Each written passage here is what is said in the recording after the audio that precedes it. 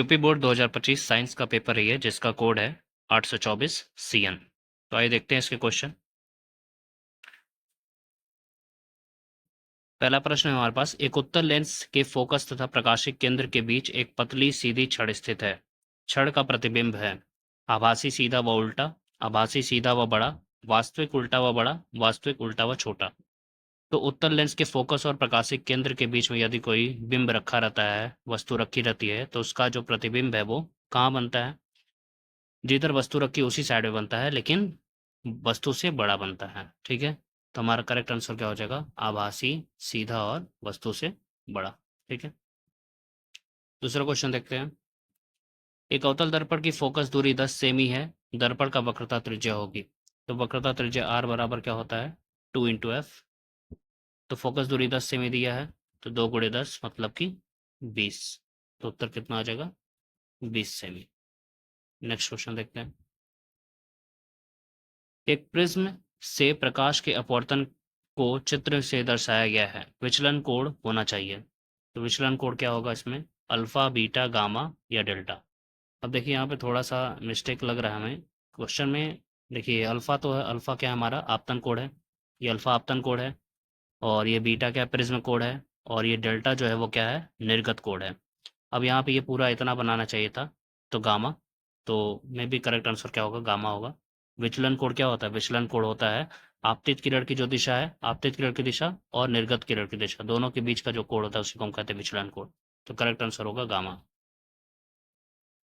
विद्युत परिपथ में प्रयुक्त होने वाले कुछ अवयवों के नाम स्तंभ X में दिए गए हैं, स्तंभ Y में दिए गए चित्रों से सुमेलन का सही विकल्प कर चयन कीजिए। ठीक है, तो अब देखते हैं इसमें। तो देखिए, वोल्टमीटर के लिए हम क्या यूज़ करते हैं? वोल्टमीटर को हम कैसे दर्शाते हैं? यहाँ पे तीसरे से देख लीजिए, वोल्टमीटर को हम ऐसे तीसरे से दर्शाते हैं, यहाँ पे प्लस माइनस। प्रतिरोध को कैसे दर्शाते हैं? तो हमारा हो जाएगा पहला। बंद कुंजी को किससे दर्शाते हैं? तो ये हो गया चौथा। और विद्युत सेल के लिए हमारा सिंबल क्या है? दूसरा। तो करेक्ट आंसर क्या होगा? फर्स्ट का थर्ड, तीसरा, उसके बाद सेकंड का हमारा हो जाएगा फर्स्ट। तो थर्ड, फर्स्ट, फोर्थ और सेकंड। और इसमें देख लेते हैं कौन सा ऑप्शन है। थर्ड, फर्स्ट, फोर्थ और सेकंड। तो यहाँ पे देख रहे हैं डी ऑप्शन में थर्ड, फर्स्ट, फोर्थ और सेकंड। तो करेक्ट आंसर हमारा हो जाएगा डी। नेक्स्ट क्वेश्चन देखते हैं। किसी तार का प्रतिरोध 2 ओम है, इसी पदार्थ के किसी अन्य तार जिसकी लंबाई पहले तार की लंबाई की 2 गुनी तथा व्यास आधा है, तब दूसरे तार का प्रतिरोध होगा। तब यहाँ पे देखिए क्या दिया है, एक तार दिया है, तार का प्रतिरोध कितना है? 2। तो फॉर्मूला क्या होता है प्रतिरोध के लिए? फॉर्मूला होता है R equals to rho L by ए।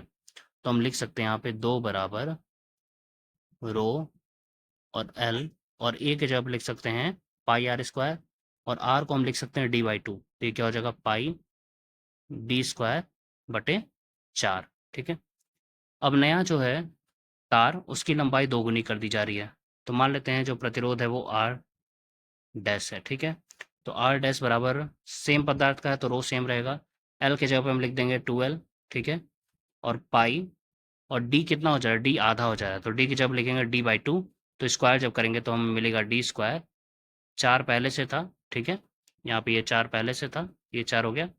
और डी की जगह पर डी/2 रखेंगे तो डी स्क्वायर बटे 4 हो जाएगा। ठीक है, यहाँ से हमको क्या मिलेगा? ये 4 और ये 2 ऊपर चले जाएगा तो मल्टीप्लाई हो जाएगा 8। यहाँ से हम लिखेंगे तो आर डैश बराबर हमको क्या मिलेगा?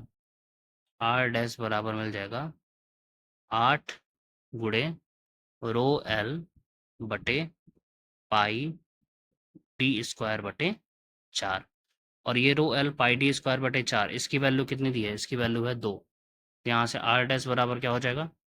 आर डैश बराबर हो जाएगा 2 गुणे 8 मतलब कि 16। तो करेक्ट आंसर हो जाएगा हमारा 16 ओम।